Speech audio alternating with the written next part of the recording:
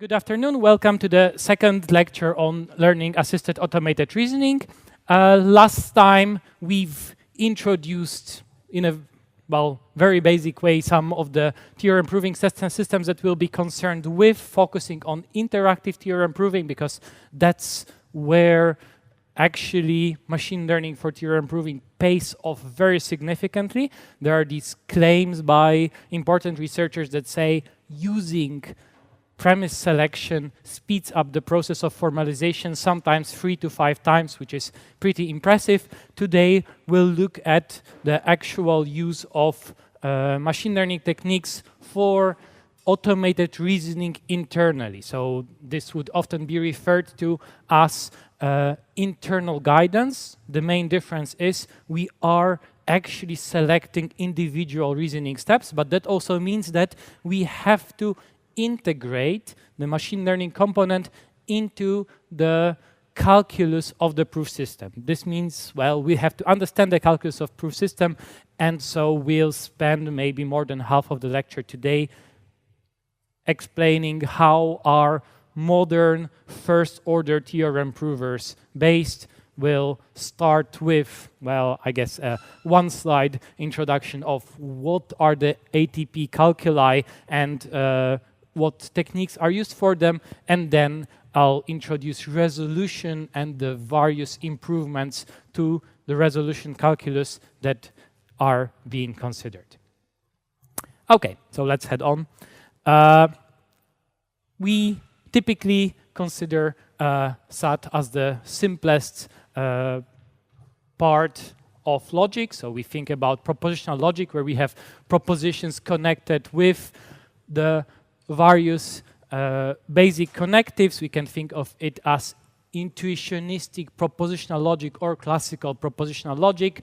The classical one is much more natural, and it's a major problem because it's one of the known NP-complete problems. So for a formula that is a propositional formula in CNF or even free CNF, the problem would be NP-complete, and tools that handle this problem are, in most domains, the most efficient ways to handle problems that are NP-complete. There are many things that have been translated to SAT solving, going from things such as constraint satisfaction to extensions for integers and natural numbers, which can be encoded both in unary and binary, to even things such as cryptography, where a problem like RSA, we can think of trying to crack RSA by encoding all the operations in binary or, well, some intelligent encodings of the numbers, and trying to solve the problem by trying to find a satisfactory assignment to, in the end, factorize a number. But then we can extend propositional logic to, and description logics would be the second most basic way to extend it. Here, the most common technique to handle description logics, but also already the various non-classical variants of such calculi, would be Tableau theorem provers. I will say more about Tableau only tomorrow, but to give an intuition, Tableau would focus on applying the available inference rules in the calculus, trying to build a tree for that corresponds to the proof.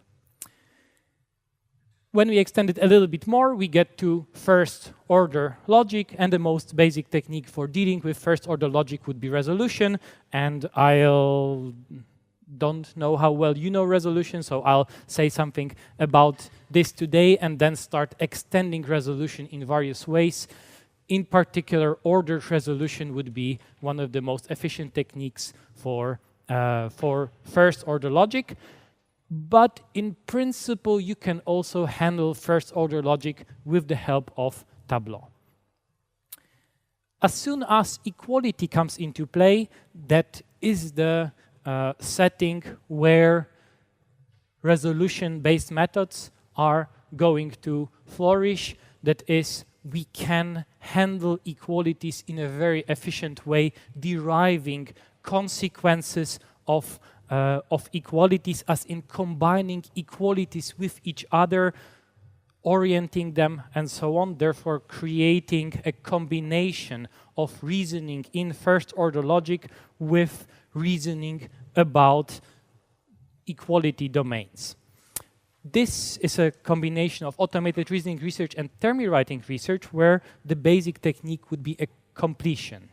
Given a system of equations, you can try to orient that system of equations, creating a term rewrite system that corresponds to the same domain. If such a procedure is successful, then you obtain a decision procedure for such a theory. I will come back to that later in the talk. When we go beyond first-order logic, things are getting a little bit less organized. Higher-order logic, or so-called simple type theory, so we're just considering higher-order functions but without any additional special parameters, there would be many techniques that are considered. The prover that today wins the competition, the Satalax prover, combines Tableau with calls to SAT to quickly discharge the parts that are already unsatisfiable in the propositional setting, and additionally has some queue of possible inferences that are ordered in a special way. So it would be a very strange hybrid of these three techniques. The second prover for higher order logic, Leo, well, now I put a 3, but like it's a 15, 20-year-old project, so Leo 1 to 3. The main idea there would be to focus on something like resolution, where we start with a knowledge base and derive consequences of that knowledge base, but you have to be very careful about the basic higher order inferences. As we know, higher order unification is undecidable, therefore applying it greedily, well, makes our prover do nothing. So you have to be very careful dealing with it. Other techniques used there would be to actually implement an automation procedure for higher order logic by combining various techniques and tactics implemented in an interactive theorem prover. And so the interactive theorem prover Isabel would be currently among the first 3 competitors, and what it offers would be techniques based on Tableau, techniques based on rewriting, but also translations between logics and some lemma selection. So again, some very strange combination of techniques, and it's not clear which of these 3 is the right one. As the logic gets even more complicated, if you think about systems based on the Curry-Howard isomorphism, whether it's just variants of LF, lambda pi, various kinds of dependent types, or even going to Coq and more advanced systems, there typically the automation available would be for small fragments of the logic, being often the fragments above, or decision procedures, or it would involve a complete proof term generation. So trying to build all possible proof terms of size 1, trying to build all possible proof terms of size 2, and so on. This sounds absolutely crazy, but if you optimize it sufficiently, it can work. In fact, this seems to be the most powerful reconstruction technique for Coq would be based on this, namely you consider so-called permutative conversions, where you realize that for every proof that exists that is of a certain shape, there would exist a proof of a somewhat different shape that would be simpler, therefore you don't have to consider that the first one. So let's take an example of this. When it comes to looking for proof terms, you can always restrict yourself for eta long, beta normal forms, because if there would exist a proof that would not be in that form. There would be a corresponding one in such a form, so why not just reduce it? Therefore, when enumerating the terms, you don't have to consider that. And there would be a lot of properties when you're applying things to bottom. There's no point in doing that, so you're again restricting your search space. Okay, so this is an overview, a quite general overview of the various calculi and approaches, and we'll now go in the direction of resolution. And before I head on to first order logic resolution, I'll pretty shortly remind us the propositional variant. Remark a few slides from here will be from Innsbruck courses on logic, on master courses by Art Middeldorp and Georg Moser. So let's say precisely what kind of reasoning in propositional logic we're going to do. We're going to look at clauses in this conjunctive normal form. So a clause would be a set of literals that represents a formula. We have a disjunction L1 to Ln, and a clausal form would be a set of clauses representing a conjunction of such clauses. That's pretty clear.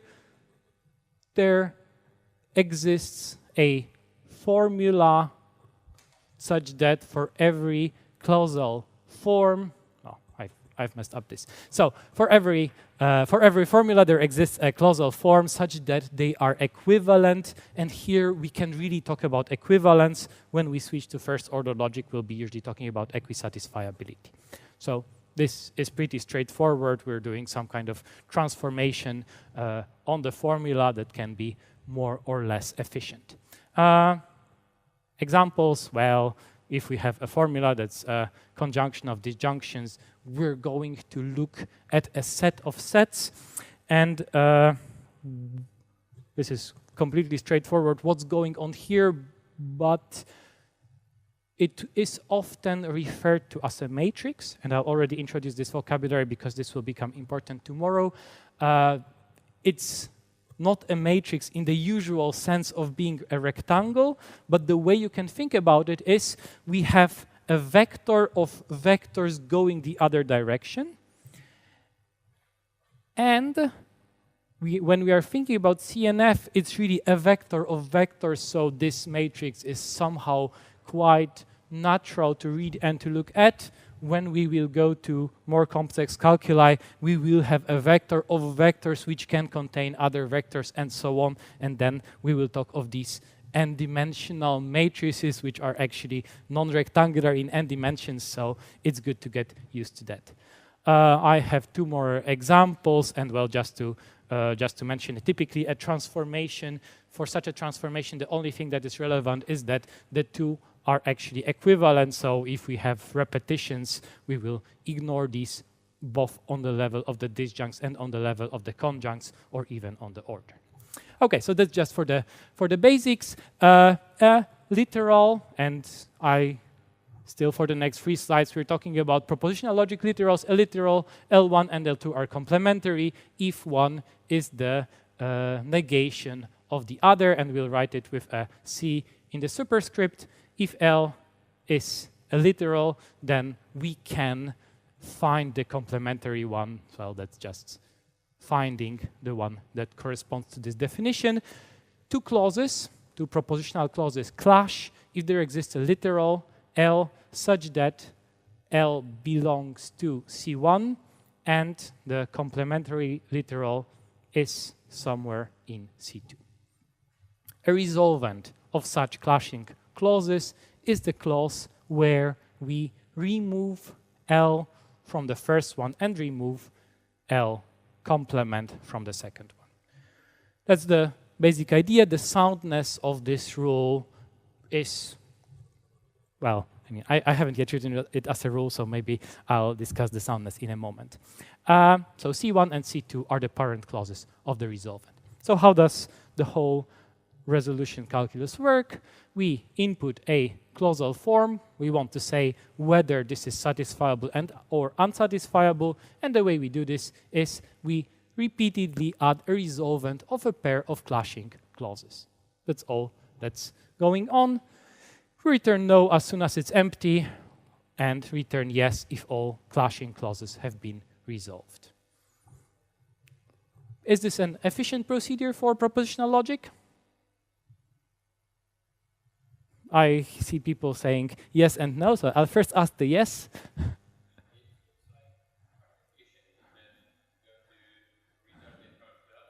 Mm-hmm. I mean, where is the recursion? I mean, we're doing it again and again and again until we derive the empty clause, or not?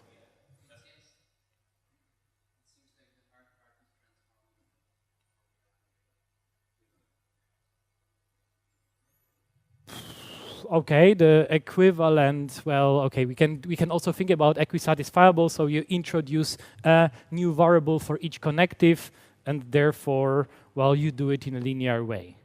So it's possible to do it linearly when it comes to just like the length of the formula. You're introducing a number of new variables, but that doesn't seem to harm this procedure so far. So that part is the non-scary part. What happens here? Well, you're adding these resolvents all the time. And so, in principle, it is solving an NP problem. So just based on this, it should be complicated, but, well, is it efficient? So a no? Why is it a no? Yes, but do you see clear ways how this can be improved?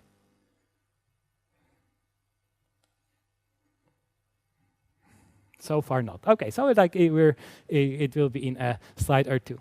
So, well, we're then building a refutation, and the resolution is sound and complete. Do I have the time to talk about this? Well,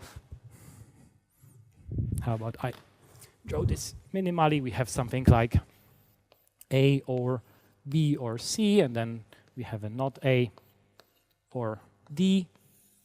From these two clauses, there are two options. Either A is true or A is false. What resolution derives is it's going to remove the A and the not A from both of them and keep the union. So why is this true? Well, either A is true. If A is true, then well, here D had to hold. So D holds, or A is not true, therefore B or C holds. So one of these two options holds, so we can combine them with a disjunction. That's a straightforward showing that the rule is sound. Showing that it's complete, well, some basic thing on models. I will not go into the details. Example. This is a very short one. I don't think it's worth doing a more complex one during the exercise. I have more complicated ones. So let's do this. We have 4 clauses. These correspond to the following clausal form, and we're now going to resolve them. So we resolve the first one and the second one. Here we have the negated literal P. Here we have the P. We get rid of both. These are now combined. The R is a repetition, so when it comes to representing these as sets, the copy of R disappears. So we have the set not QR as a result of resolving 1 and 2. We continue. We can try to now take the not Q and Q, resolve them. We get an R. What can we do about the R? Well, we already had a not R somewhere, so we can try to resolve 4 and 6, getting the empty clause. Therefore, this set of clauses is unsatisfiable. So you're typically going to try to look for a true sentence, so you negate it, you transform it to CNF, you perform this procedure. In this case, we're kind of deriving smaller and smaller things, but in principle, if we're clashing two things, we're only removing 2 literals from them. So if we have n and n, by clashing, we typically get 2n minus 2. So there are big things being produced, and that's where the complexity of the procedure in principle arises. Yes?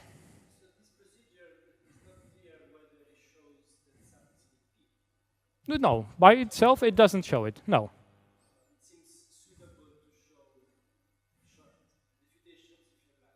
If you're lucky. Right. Right.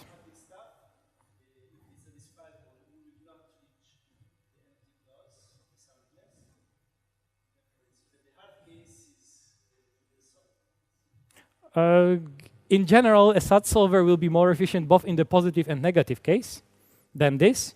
This can be easily improved on even in the resolution setting. It's still going to be worse than a SAT solver in both setups. But yes, if you are lucky, if you figure out what to combine with what, you are going to create a reasonably concise proof. When it comes to how SAT solvers proof formats work, these DRAD formats, they are a compression of resolution proofs. Some of these DRAD steps require a linear number of resolution steps to certify. Therefore, well, clearly, no, it's not an improvement on a SAT solver, but if you are lucky, then you can reason in this way. Okay, so the reason why I show this is to get you a little bit familiar with resolution. We're heading for something a little bit more complex where we're going to go beyond propositional logic. So the first order case, what are the objects that we're going to reason with? We have literals that are atoms. Then atomic literal is a predicate applied to 0 or more terms. And terms, well, we know what terms are. It's, again, a function symbol, and each function symbol has a fixed arity. It's applied to 0 or more subterms. So we have P. In particular, this P can be propositional. It can be a single A, or it can be A applied to some variables or terms. A literal is an atom or its negation. A clause is a set of literals, therefore a disjunction of such literals. So we have a disjunction of negated or non-negated atoms. And a clausal form is a set of clauses. So we are assuming that we have a first order formula in conjunctive normal form. And in the exercises, we'll look at the fact that for every single first order logic formula, we can find an equisatisfiable CNF. Clauses without common variables clash if there are literals L1 and L2 belonging to these clauses such that the L1 and the complement of L2 are unifiable. So here, things are getting a little bit more complex. We have complementarity. So complementarity means one of them has a negation in front of it, the other one does not. So that's all that happens here. But the main complexity is in the fact that we now require them to be unifiable. What is the reason for this? Well,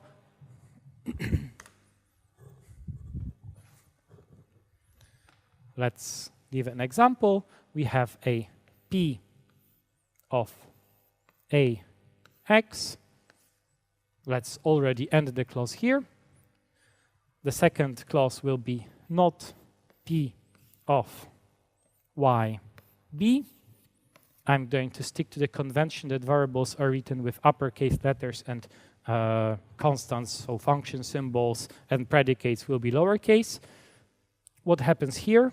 Well, P of AX holds and not P of YB holds. What does it mean if we switch back from our clausal form to the representation of this? What is the logic that is behind it? This actually says that for every X, P of AX holds, and for every Y, not P of YB holds.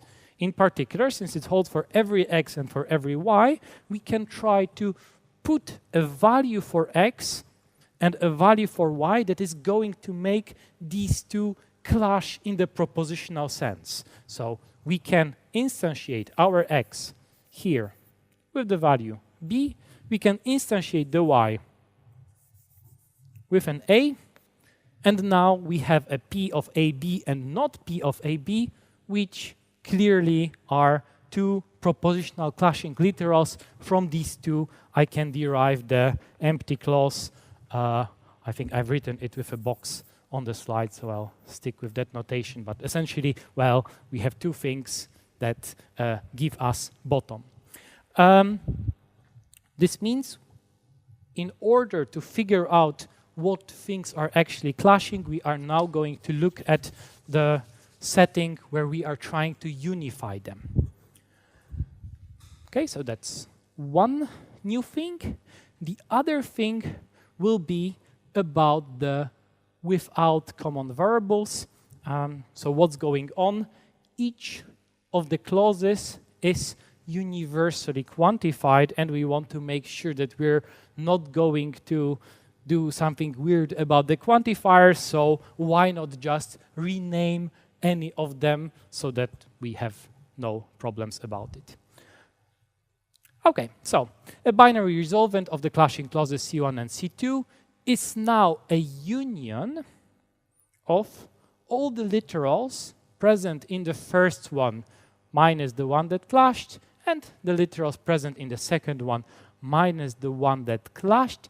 However, to that union, we now apply the substitution, which is the most general unifier of the two clashing literals. Yeah. Is this clear, or there is some hesitation? So I'm going to show it in an example. So maybe I can continue with the same thing that I had, but let's now make it into actual real clauses. Let's say I have an Q of X or P of X, and I have R of Y or not P of A. So what happens now? We're looking for the clashing literals. Which literals clash? P clashes with not P because we can unify X with the A by substituting A for the X. So I'm going to underline that too. From these two clauses, I can derive a new clause. What is going to remain? Well, the two clash, which means we are doing implicitly, classically, an elimination, the Boolean elimination on the value of the instantiated P of A. Either P of A holds or P of A does not hold. If P of A holds, then, well, here this one is not valid, so we have R of Y, so or R of Y. However, it could also be that it does not hold. If it does not hold, then we have Q of X, but with the X substituted for the A because, well, P of A did not hold, therefore we have Q of the A. So this is precisely what happened. We took the remaining parts of the clauses. However, we took the two remaining parts of the clauses. However, we applied the substitution theta to both. Okay, so this is the basic idea of the resolution rule, and I guess I've already convinced you about the soundness of the rule just by, well, by example, but I hope this example is general enough. So let's do one example of resolution, of binary resolution. We have a set of 7 clauses. Does it look like it's satisfiable or not? Well, obviously this is a too hard question to answer, so we have to start some procedure, and well, a typical theorem prover would already struggle with this kind of thing, so we're starting to look for clashing things. What clashes? Well, we have T of A and not T of X, so we can substitute A for the X, resolve the two clauses, getting not Q of A. We repeat this. Well, can I do something about the Q? Well, I'm not doing it about the Q yet. I'm resolving 2 and 4, so 2 and 4. Now the not P of X and P of A are going to clash. Therefore, I get the remaining part of this clause, however, with the X substituted for the A. And here we see real first-order terms where there are some function symbols and some binary symbols and so on. So we're now getting Q of A and S of F of A. Let's continue. Now we resolve 1 with 4, getting Q of A, R of A, F A. Now these substitutions are becoming more significant. And now the clauses that we've derived, we can keep clashing them, getting small and rare things. So the not Q of A and Q of A give us S of F of A with the S and no, not with the S. Now we use the 8 and the 10, getting rid of the Q from here. Therefore, we get the R of A, F A. 5 and 12 give us the T. Now we got the not S, and not S and S are going to clash. Therefore, we got the empty clause. So here, when it comes to the efficiency of this procedure, well, again, if we are lucky, if we are combining the things well, we're getting some proof that is kind of short, but at the same time, is this really short? Well, this was a pretty complicated problem, so this would be one of the shorter possible proofs here. And additionally, it is a proof in first-order logic, so there's something non-trivial going on when it comes to the variables. So some of the variables here, well, all the variables here were universally quantified, and we had to perform instantiations for the x's and the y's, therefore getting this proof. Does this look like this procedure is efficient in comparison with just applying inferences? Some intuition? And I will be happy to hear it's not clear, because it was not clear until the mid-90s.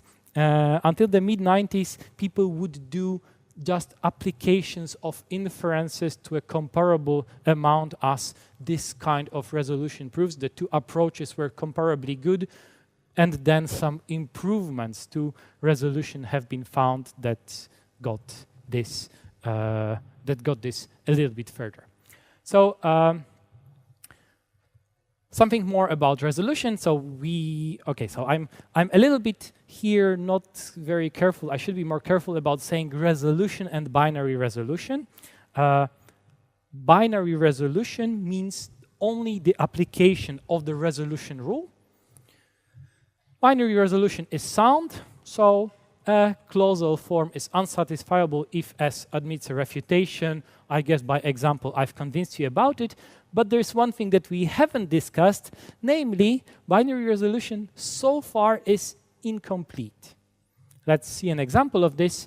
An example will be rather simple. Given a clause P of X, P of Y.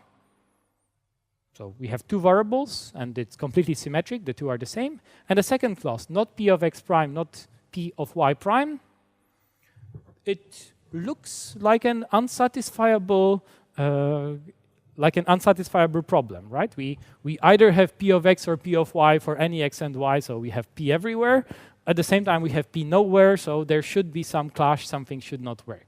Let's try to clash the two clauses. If we clash them, without loss of generality, we can assume that we clash on the first literal. I mean, there are multiple choices here, but you're not going to get anything different than this. So you're getting a new clause that says P of Y and not P of Y prime, well, by performing some substitution.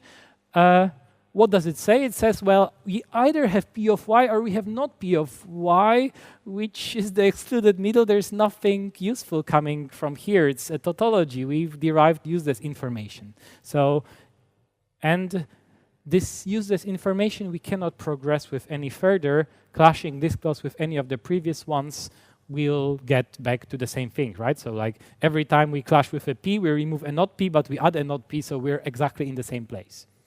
So what's the solution to that?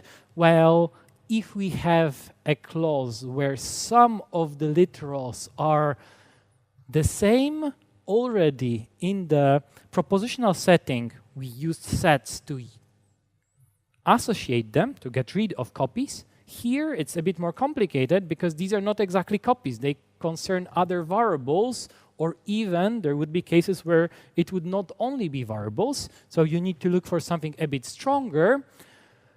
Therefore, we introduce so-called factoring, where we look for two literals in a clause which unify. If two literals in a clause unify, we can factor these two literals by applying a substitution to the clause. What happens here? Well, we have P of X, we have P of Y. Do they unify? Yes, they unify. We just substitute one for the other, therefore getting P of one of these two variables. The same thing for the other one. We factor it to P of X, we factor it to not P of X prime. We get the empty clause, and we get a refutation. Question?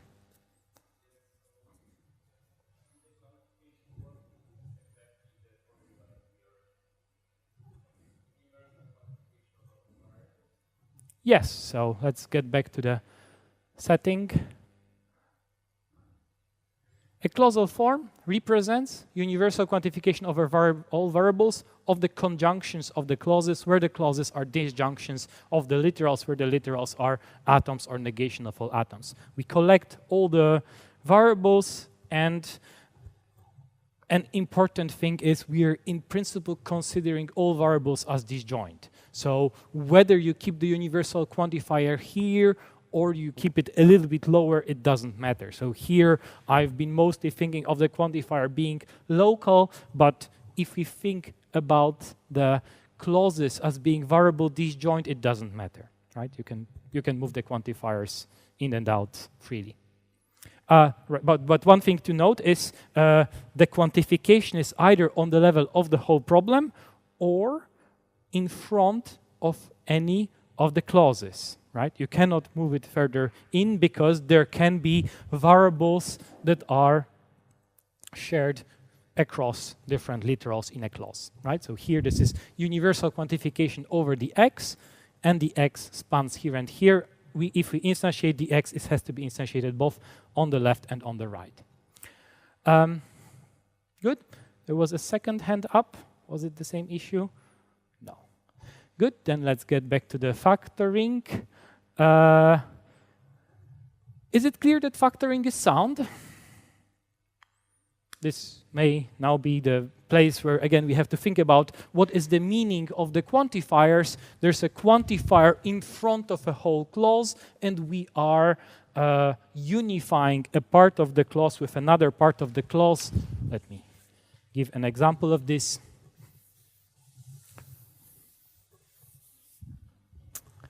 We have P of XA, and we also have a P of, let's say, BA. So now, what is the meaning of this? This is implicitly universally quantified over the X. We can instantiate the X, also apply a substitution to the whole clause such that the two become the same, and that's a safe thing, right? We're making our universally quantified statement weaker by instantiating it. So if we know it, then we also know it for an arbitrary instance of the X. Therefore, we know it for P of BA or P of BA. And here, well, this is completely clear that if we have a disjunction of two identical things, we can remove one of them. So that's what happens when it comes to the factoring rule. By applying a substitution to the clause, we make the clause weaker, but at the same time, as it becomes weaker, when it becomes weaker, we can now combine some of the literals in the clause. So, a complete definition of first-order resolution. It consists of two rules. The binary resolution rule that we've seen before, given a clause that contains, well, some rest of the clause and the literal, another clause that contains some larger thing and the negation of a literal, so negation of an atom. We compute the most general unifier of the atomic formulas A and B and derive C or D applied. Sigma, the factoring rule, given that we have two atomic literals A and B in the clause, now they both have the same polarity, they're either both negated or not, then we can apply the substitution to the whole clause, and as we apply it, A and B become the same, therefore we no longer need it. Resolution is sound and complete. I've convinced you about the soundness of both rules.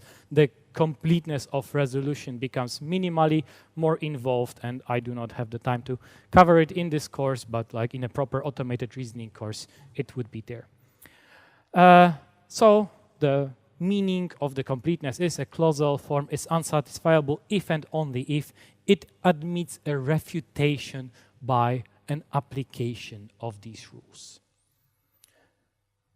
So what do we remember about first-order logic? Is first-order logic decidable?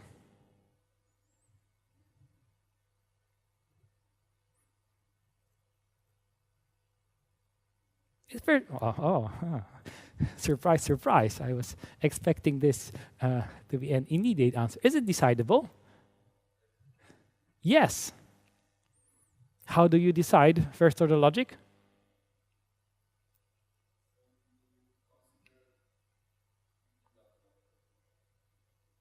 You consider what?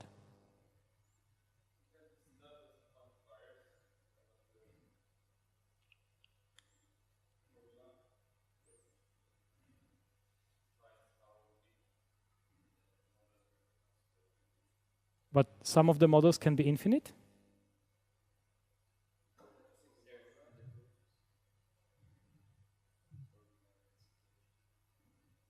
Okay.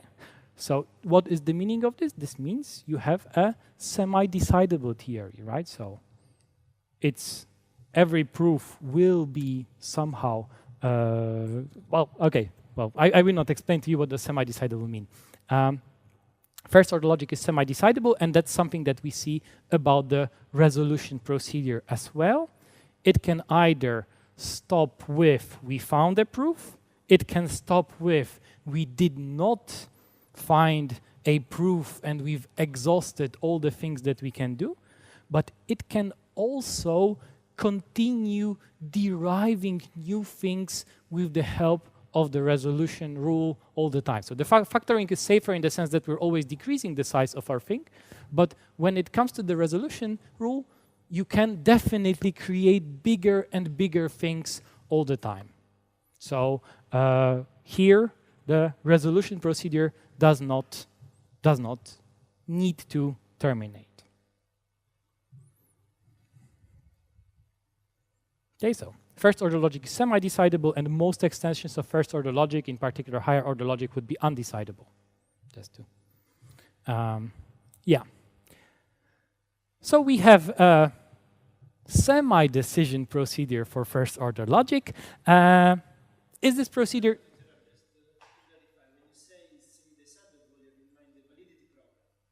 Right. Yes. So I mean, but how do we solve the validity problem? We negate our formula, we transform it to CNF, and we try to derive the empty clause. If we derive the empty clause, we got a proof that the original formula is valid. If we didn't, well, then we don't know.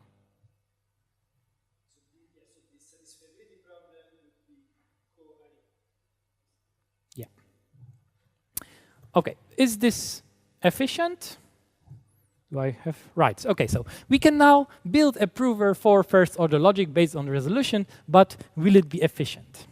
And so I'll give you some motivation for the Oh, unless someone has some ideas here. If not, then I'll.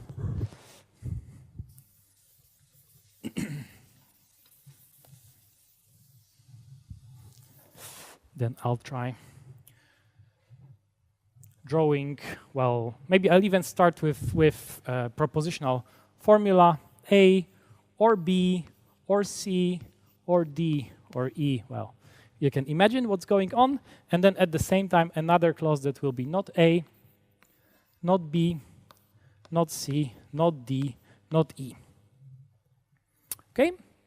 As a human, if you are intelligent, you see, well, I can clash the A, I get rid of the A, I can clash the B, I can get rid of the B, I can clash the C, and so in 5 steps you are finished and you're good. But this means you are selecting the literals to resolve in some intelligent way.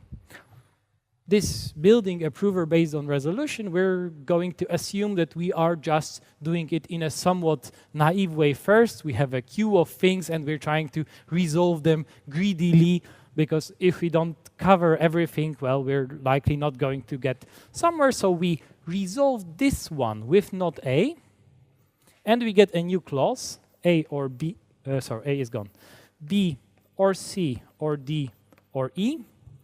Then we resolve it with not B, and we're getting A or C or D or E. We're doing it with the not C, and we're getting the A. I took a too big example. I'll reduce the size of it, because otherwise I'll spend too much time on this. A, C, D. Now I have A, B, D, and the last one will be the A, B, C. So that's what I could do with the original clause and the 4 here. I got 4 new things. For each of them, I can again apply 3 different options, right? So from here, you can imagine possibly there's some overlap, but we're still getting, what is it, 4/2, the binomial coefficient of the combinations, and so on. So we're getting a huge number of possibilities that a resolution prover has to cover. What is a natural way to get rid of these? Well, if we think about possibly removing the A or the B or the C or the D, why don't we think about it? If I will derive an empty clause starting from this one, that means I will sooner or later have to discharge the A somehow. Then why not ask our prover to wait with all other things until I'm done with the A? If I do this, then these will not be valid. So what is the meaning of this? The meaning of this would be to say A is more important than the B, is more important than the C, is more important than the D. So A would be in some ordering bigger than B, bigger than C. Where's my ordering? Bigger than D. So these options are now gone. The prover can do only one thing. The other ones are no longer necessary. We can skip this. We do it again. Now the B is bigger than C, bigger than D, so we always have to get rid of the B before getting rid of the C or the D. Therefore, there's only one operation that we can perform. Would this, in the propositional setting, be sound? Yes, there's no restriction on the soundness. We're still doing the same inferences. Is this complete? Some intuition?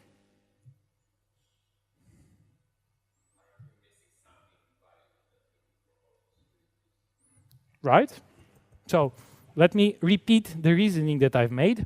The reasoning was, if I will somehow get to the empty clause, and this derivation of the empty clause will at some point start with the A or B or C or D, that means there will somewhere be a step where I will get rid of the A. Even if I remove the B first, I will have to get rid of the A at some point.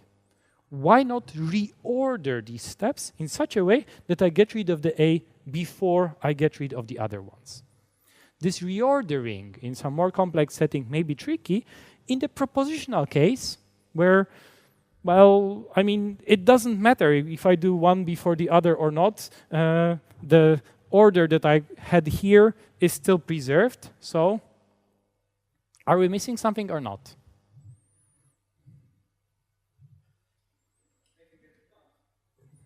Mm-hmm. Exactly. So by reducing the number of ways we do things, we get a prover that will be significantly more efficient. And that's what we'll discuss in more detail now.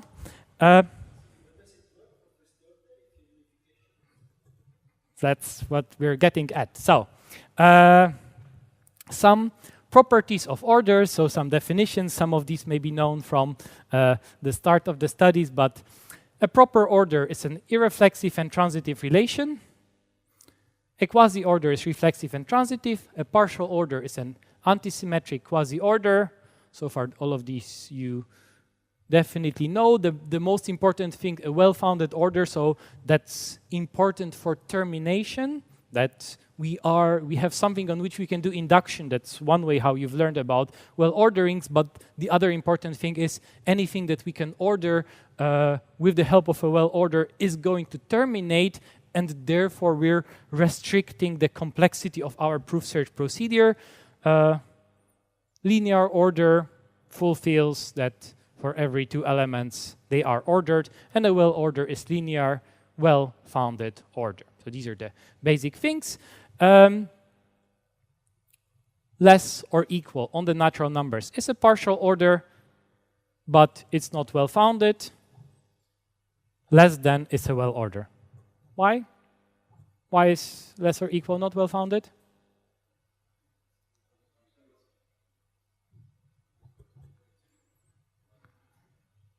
Exactly. We have an infinite chain, and a well order doesn't allow us an infinite descending chain. So, given that we have a well-founded and total order on ground atomic formulas. Okay, so actually, these are the basic things, and I will use a number of words from here. We can imagine that we can order propositional literals in an arbitrary way, right? I mean, let's say these are just strings. If these are strings, we have a lexicographic order on strings. We're done. Can we order ground terms? How? Also lexicographically, we just write it as a string. We do this. Can we order clauses? There's no problem in getting that. However, there's one thing that we will not have the properties that we want about the clauses. So let's assume we have a well-founded and total order on ground atomic formulas. This is completely clear, and in principle we could do one for clauses, but it's not going to behave the way we want it to behave. So we extend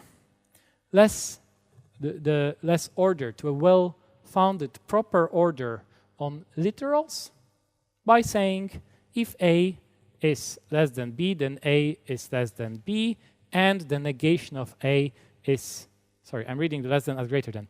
If A is greater than B, then A is greater than in the literal order than B, and A, negation of A is greater than the negation of B, and at the same time, all the negations are in front of the regular literals. No magic going on here, but we have the compatibility of the orderings on the positive literals and on the negative ones. So this is just making sure that we are fine when it comes to the negation symbol. The second thing, consider a proper order that is total on atomic ground formulae. We identify an atom with the multiset and the negation of A with the multiset that contains A and A. Then our order being the multiset extension of the usual order fulfills the above conditions. Yeah. So this is just how we are doing this, and now we are considering clauses as multisets, and we're good to go. So what can we do now that we have some ordering on clauses? Well, we want to have an ordering on literals that is going to have the necessary properties. It's going to preserve all the important things. So let's assume we have a precedence on some signature. That means we have an ordering on the predicate symbols. Let's assume we have a weight function. What is a weight function? A weight function would be a number assigned to every predicate symbol and a function symbol and a constant, such that now the weight, I'm going to write this down, the weight of f of AB is going to be the weight for the symbol f plus the weight for the symbol A plus the weight for the symbol B. So we're just transforming it in the usual way, and additionally we have a weight for variables that is going to be used. Let's define an ordering on terms. Term S is greater than term T if the number of occurrences of the variable x in S is greater or equal than the number of occurrences of x in T for every variable. This is a major requirement for this order that we're defining. And additionally, either the weight of S is greater than the weight of T, or the weights are equal, and one of the following alternatives hold. T is a variable,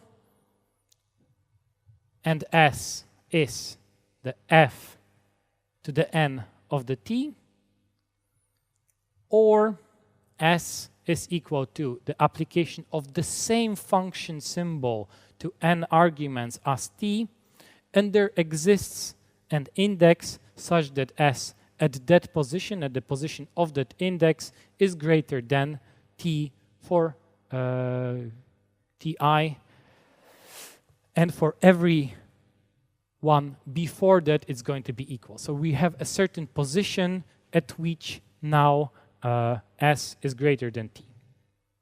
This is a definition of an ordering on terms that has a number of important properties. What are these properties?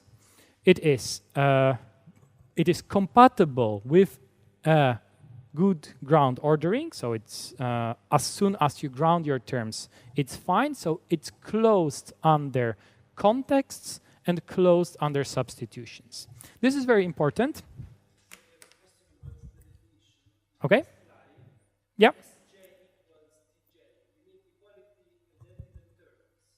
Right. It's equivalent terms. Right. So, well,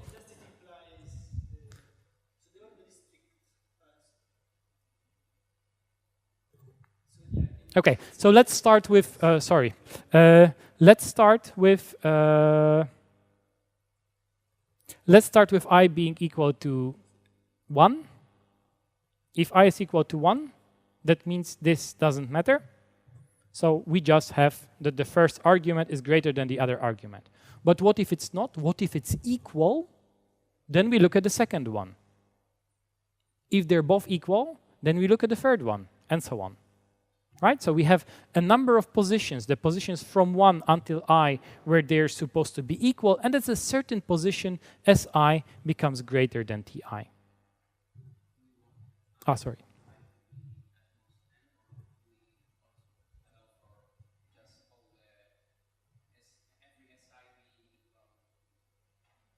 We don't care about all the other ones. So there's a position at which Si is greater than Ti, and at all earlier positions it's equal. For everything after the I, we don't care. Okay. This is the so-called... Okay,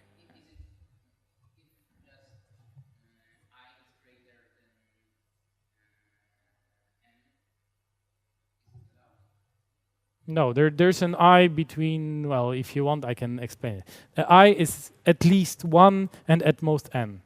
Or otherwise, like, there's no meaning of it, right?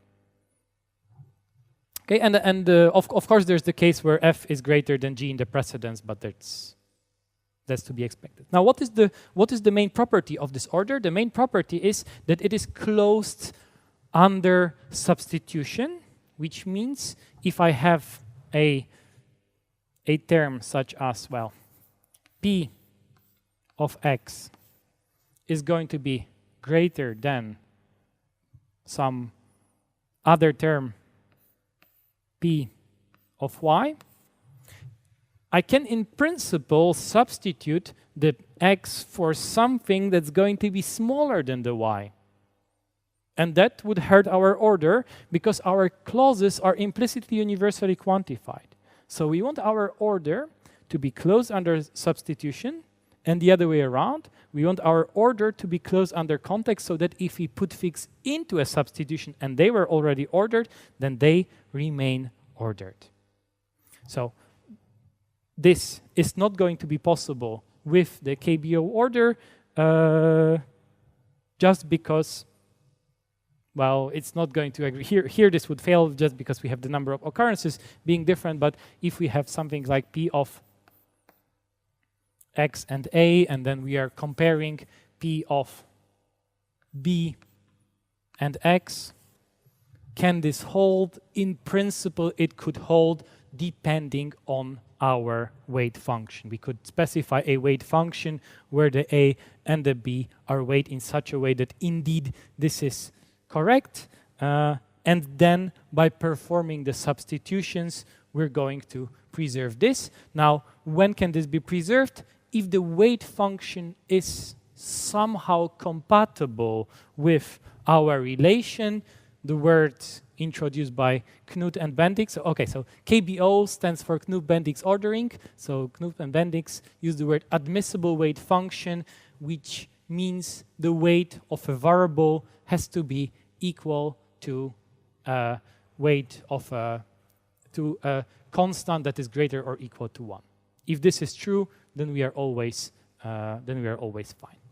So we have specified an ordering on literals. We know how to extend this ordering to multisets, therefore having an ordering on clauses, and so we can specify an extension of our first order resolution calculus to preserve what we tried here, what we tried above here, to get rid of the various options that would not be fine, that would make it search for things inefficiently.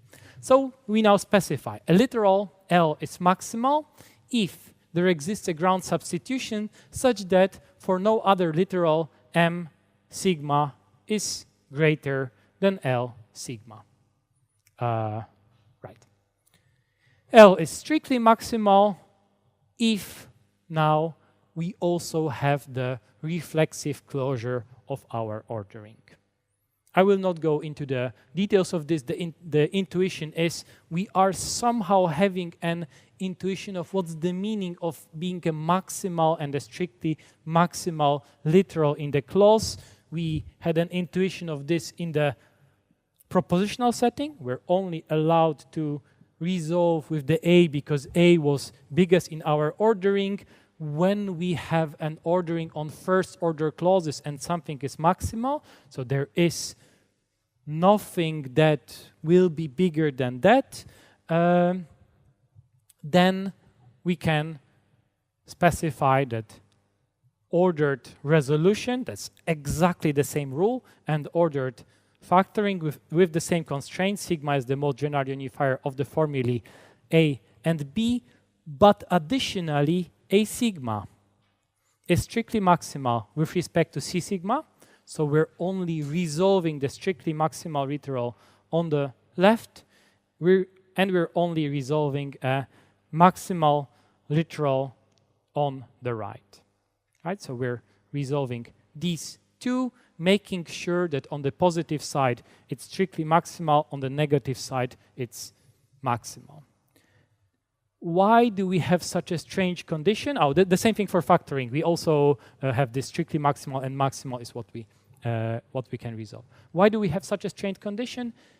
Because this way, the ordered resolution calculus preserves completeness.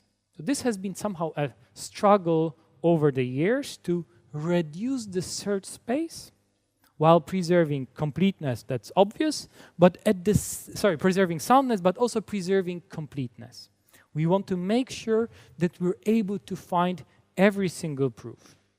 Now, does this help? Like in this particular example, rather than trying 4 and 6 and 4 and so on clauses, we only have 4 possibilities, so it reduces the space tremendously, and the same thing will be true the bigger our search space is, the factor that we can remove is huge. But we've introduced an ordering, and it could be that with a particular ordering, we're kind of going on the longer path rather than on a shorter one.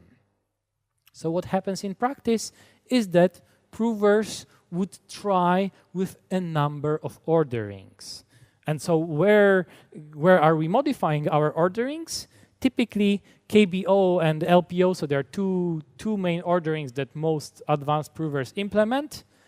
And then they're parameterized by a weight function and a precedence, and you're trying to heuristically guess a useful precedence and heuristically guess a weight function. How are these heuristics defined? Well, typically you look at the most common, least common symbols, you order it in that way, assign precedences, so now you have multiple options. The same thing for the weight functions, trying to figure out what are the definitions and so on, and assigning appropriate precedences to the symbols. Okay. So we have our ordered resolution calculus, and our ordered resolution calculus will be much more efficient, but there are many things that we can still do, we still have time, that we can still do about our calculus to improve it. One thing is to apply, to realize that sometimes we derive things that are weaker than the things we've had before. So that's one thing. And the other thing, we sometimes derive tautologies, and tautologies are clearly weaker than anything we've had before. So subsumption, meaning search if the thing that we've derived is not somehow weaker, and tautology elimination, trying to detect the things that are useless. Maybe a question, subsumption, what can be weaker than the things that we've had?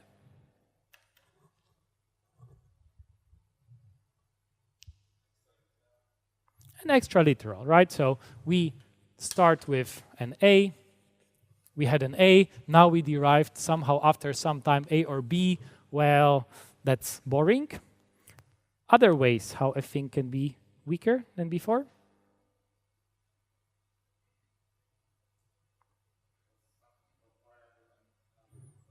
Exactly. We had a P of X. Now we derived P of C. Well, that's clearly weaker. It's an instance of P of X for a fixed value of X. So there are two ways how subsumption can work. It can add literals, and it can add new. So it can somehow remove variables. Typically, the way you would write it is that an old clause is a subset of a new clause. That's one part. The other part is an old clause applied to a substitution is the new clause. So a combination of the two is C applied sigma is a subset of the D. If this is true, then the clause C subsumes the clause D. Okay, so we have the subsumption relation. How can we use the subsumption relation?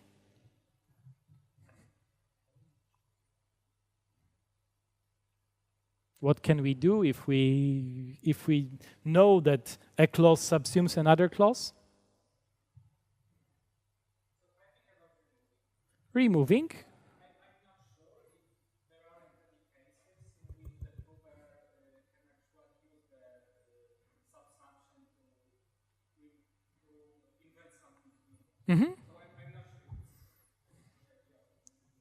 Right, so there are two ways how this removal can happen.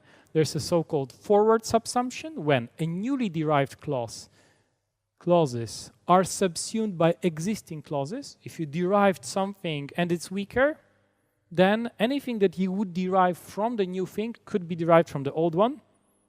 And it's still going to be weaker and weaker, so we're further from our empty clause, so we can immediately forget the new derived clause. The second thing we can do is backward subsumption, and that's the place where you have to be a bit more careful. I used to have a clause C. This clause C is subsumed by a newly derived clause D, so I derive something stronger than that. Can I just throw away the C? Well, you have to be careful. Typically, a prover would deactivate, so make the old clause inactive and possibly reactivate it if the new one becomes deleted, and you still have to make sure that this is fine. So that's one thing that is being done.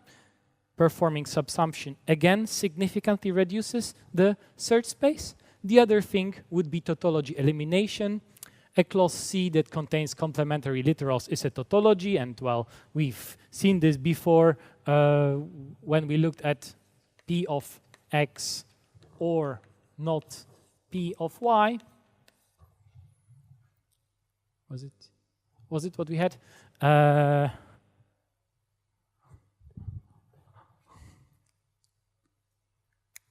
I forgot if it's what we had. If you had it in the propositional case on the predicate sense. So actually, I'll have a better example here. Consider the clause P of FAB or not P of FXB or not P of FAY. If we factor the clause in an unrestricted way, the two give us P of AB or not P of FAB. This is clearly a tautology, so you want to immediately detect that this is going to be useless. Therefore, not factoring this clause gives us a better calculus. Okay, so we've improved things so far, but now the next thing that where first order logic is a major tool would be reasoning with equality, and paramodulation would be a way to deal with equality. In order to introduce paramodulation, I'll introduce a new constant. Let this box be a constant in our language, and we will call the terms of the language together with the box such that it can appear only once inside a term, contexts. An empty context will be just a box, and for a context C with a box and a term T, we will write C of T for the replacement of the context by the T. What's the point of this? Well, we had our terms, we had a place where there was a subterm. We'll now denote a term with a hole as a context, and we have an operation for filling the hole. Why is this interesting? Because if we have equality where equality replaces equals things for equal things, then we want to have a context with a hole, and we're going to perform the substitution under that context. Well, so let's now define the paramodulation calculus. We have our resolution as usual. What do we want to do with an equality S equals T? If we have another clause where there's a context L with a hole which filled by term S prime gives our clause, we could replace the S prime by T if we can unify S and S prime, right? If our S and S prime are unifiable, then we can replace S by T, therefore getting C or D or L with the context L filled by the term T. However, now all of this clause needs to be substituted with our substitution sigma 2. This is nice. This way we are handling the positive equality in a reasonable way. does this do everything that we want to do with equality? Well, no, there are some inequalities, and we want to make sure that they're handled properly. Of course, equality is a usual predicate, right? So you can also clash equality with a corresponding inequality that unify. That you can always do, and that you do with our first two rules. But other than that, you also want to handle equality with all the properties that are normally attributed to it. So we have to do something about inequality, and if we have two terms, s and s prime, and the two are not equal, then we can drop that literal if we unify s and s prime. Right? Is the soundness of this rule clear? Yes? Yes. Okay. So now this would be called the paramodulation calculus. I have an example of this, but let's keep the example for the exercise session. The paramodulation calculus can now be ordered. What is the interesting thing about it? If we have the same conditions on sigma 1 and sigma 2, and again, we add a maximality to the various parts in the first two rules, and additionally, in the equation, we make sure that our literal in which we perform the rewriting is maximal with respect to the clause, and the equality is maximal with respect to the other clause. This way, we're doing reasoning with equality while at the same time doing this efficiently. I am a little bit low on time, but I'll still try to present more of the thing. Ordered paramodulation is sound and complete. The soundness doesn't cause any trouble. Completeness, here we're getting into something pretty exciting. All right, so what happened is we are now dealing with equalities a little bit more efficiently than completely naively. But, oh, maybe I haven't said this. What is a complete naive way of dealing with equality? Adding equality axioms. So we add reflexivity, symmetry, transitivity, and the congruence relations for every function symbol and every predicate. Most of these are fine apart from transitivity. The transitivity is the one that really causes problems. Repetitive application of transitivity to equality gives us bigger and bigger clauses. So well, just the transitivity axioms immediately makes our search space infinite. And well, this is why first order logic is semi-decidable. We can have such predicates that are creating huge derivations of even small, simple properties. We're now dealing with equalities a little bit more efficiently. We don't need symmetry, transitivity, where reflexivity is immediately there, and the inequality is dealt with.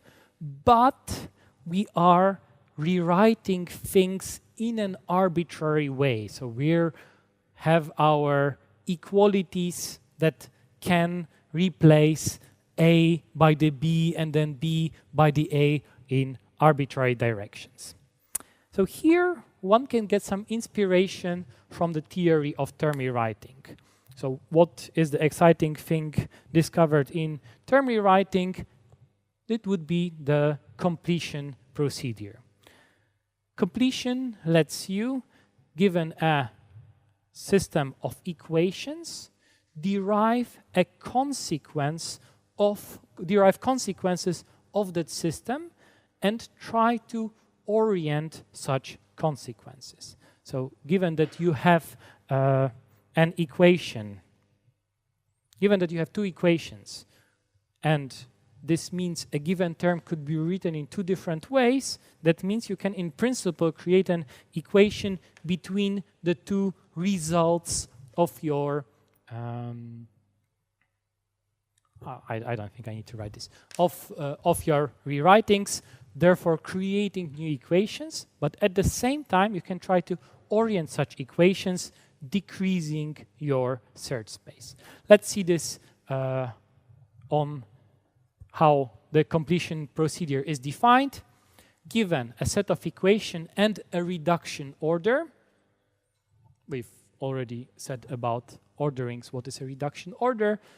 The completion procedure starts with the original set of equations and the empty set of rewrite rules, so oriented equations, and transforms it into next pairs of set of equations and a set of rewrite rules, hopefully eliminating all the equations from the equation set and creating rewrite rules.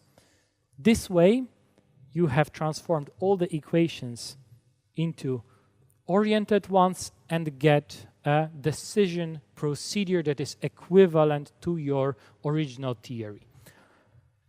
The exciting discovery here would be that you can take the equations that are specified by the theory of groups. There are a couple of equations, I forgot, something like 6 equations.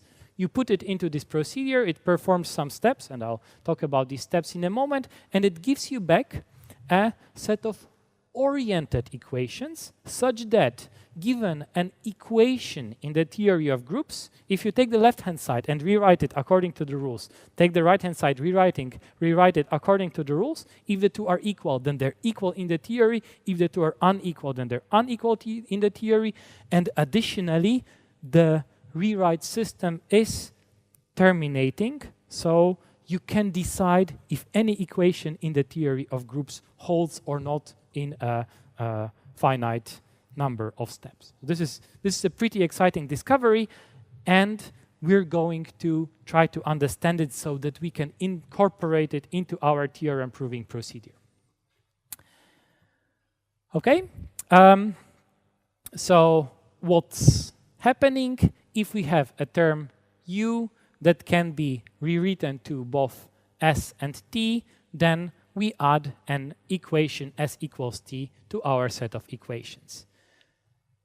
Given an equation, we can try to orient it if our term rewrite system is still terminating. If s rewrites to u, then we can simplify any of the s to the u according to the rewrite system, and here the dot stands for the arbitrary of the sides can be simplified. Given that one of our equations became identity, it can be removed. If t rewrites to u, and this is the right-hand side of some term rewrite rule, then we can further simplify it to u, composing our rules. Oh, that's what the word compose here stands for. However, if it's the left-hand side, then by simplifying the left-hand side, we get something that can be simplified in 2 different ways. So we don't know which way we want to go. Therefore, it becomes a new rule. We have to orient it. Performing these in some procedure, and I'll show this procedure, would be called the Knuth-Bendix completion. It derives a reduction order on the fly. We first simplify our existing system to normal form according to the simplify rule. We delete the things that became equalities. If our equations are empty, then we're done. We've completed our term rewrite system. If not, we choose an equation, try to orient it, and use a termination tool. Here I have an example termination tool, but there are many of them today that tries to show, yes, it is terminating, so we can do all subsequent steps with the tool. We compose, collapse the rules where it has to be on the wrong side, deduce the new critical pairs, and restart with the procedure.